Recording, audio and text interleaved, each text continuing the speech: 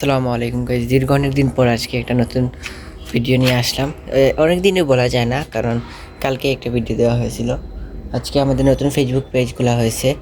সেই পেজটির নাম হলো বিডি পেটস লাভার। আপনারা সেই পেজটি ফলো এবং লাইক করবেন। তো আজকের ভিডিওটি শুরু করা যাক।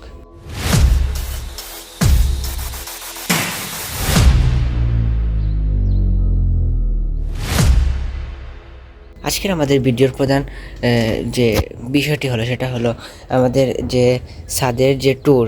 আমাদের ছাদে কি কি আছে দেখতে পাচ্ছেন। এই ছাদের প্রথম শুরু হয় যে এই দরজাটাকে ঠিক সোজা দেখলেই একটু ছোট কিন্তু খুবই লম্বা একটি দরজা ছাদ। এখানে রুফ রয়েছে, আর এখানের উপরে রয়েছে আরও 2টি তলা।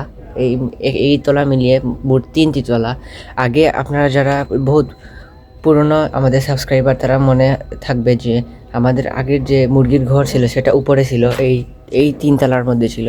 সেটাকে এখন রেনোভেট করার জন্য আমরা আমাদের এখানে এনে ফেলেছি। এখান থেকে আর কোথাও সরাবো না, আমাদের মুরগির ঘরটা এখানেই থাকবে।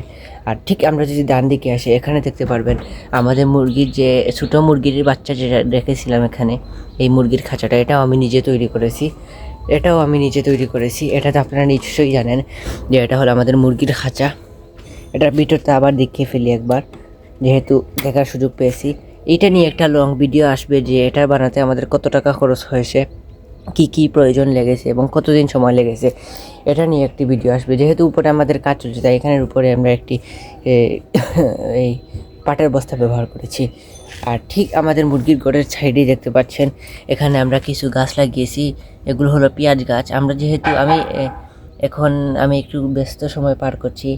আমরা এক জায়গায় ছিলাম, তো প্রায় 1 মাস ধরে এখানে আসি যাই এরকম। আর এই সময় আমাদের ঘরে কিছু পেঁয়াজ ছিল, সেগুলো এইভাবে গাছ বের করে ফেলেছিল, তাই এখানে আমরা রোপণ করে ফেলেছি।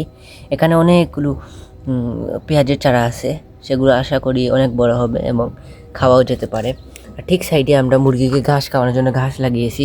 দেখতে পাচ্ছেন কত সুন্দর ফুল ফুটেছে, কি সুন্দর গাছের ফুল ফুটেছে। এই গাছগুলো আমরা খাওয়াই। আর এখানের মধ্যে আছে একটি রেন্টি গাছ। এই রেন্টি গাছ এমনিই পড়েছিল, এখানে শুধু আর একটু ঘাস ছিল। আর এগুলো হলো গমের গাছ। এটা হলো আমাদের ডাস্টবিন। আর আমাদের প্রয়োজনীয় জিনিসপত্র এখানেই থাকে। এই দেখতে পাচ্ছেন আমাদের পুরো ছাদের ভিউ। এই হলো আমাদের পুরোটা ছাদ। আর ছাদের ঠিক পাশেই হলো একটা জঙ্গল, দেখতে পাচ্ছেন। আর অনেকেই আপনারা কমেন্ট করেন আমার বাসা কোথায়। আমার বাড়ি হলো সিলেট সদর, সিলেটের শিবগঞ্জে আমার বাসা। আর বলবো না, তাহলে আপনারা চিনে আমাদের বাসা চলে আসবেন। দেখতে পাচ্ছেন এখানে খুবই প্রাকৃতিক দৃশ্য আছে। এখানের মধ্যে আমাদের মুরগি ছাড়া থাকে। এদিকেও প্রাকৃতিক আছে, এদিকেও প্রাকৃতিক মনোরম পরিবেশ আছে। সামনে হলো আমাদের কবরস্থান। এই কবরস্থানেই আমাদের মুরগ বলেন, যাই বলেন, মানুষের কবরস্থান, এখানে মানুষও কবর দেওয়া হয়। আর এই দেখলেন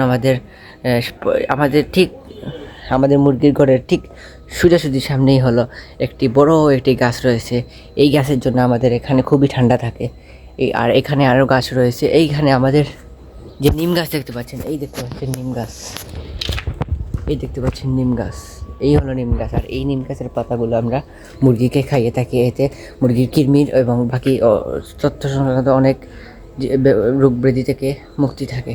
আর এই জায়গায় আমাদের মুরগিগুলো ছাড়া থাকে, এইদিকে সব চক্কর দেয় শুধু। আর আমাদের পরিবেশটা খুবই সুন্দর, তার কারণে মুরগি খুব ভালোভাবে সারভাইভ করতে পারে।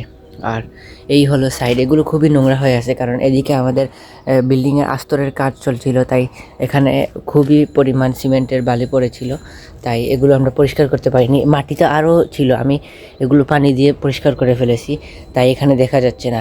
আর আপনারা যদি কমেন্টে বলেন আমার কি ফেস সহ একটা ভিডিও দেখতে চান, তাহলে আমি ফেস সহ একটা ভিডিও তৈরি করব।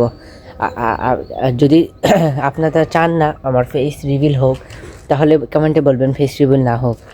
তো আজকের ভিডিওটি এ পর্যন্ত। আশা করি আজকের ভিডিওটি আমাদের রুফ ট্যুরটি ভালো লেগেছে। এই রুফ ট্যুরটি ভালো লাগলে ভিডিওটি লাইক, কমেন্ট, শেয়ার এবং সাবস্ক্রাইব করবেন। আপনারা অনেকেই সাবস্ক্রাইব করেন না, ভিডিও দেখেন, কিন্তু প্রায় 96% মানুষই আমাদের ভিডিওটি দেখেন, চ্যানেলটি সাবস্ক্রাইব করেন না। লাইকও করবেন, সাবস্ক্রাইবও করবেন, শেয়ারও করবেন। আসসালামু আলাইকুম রহমতুল্লাহ।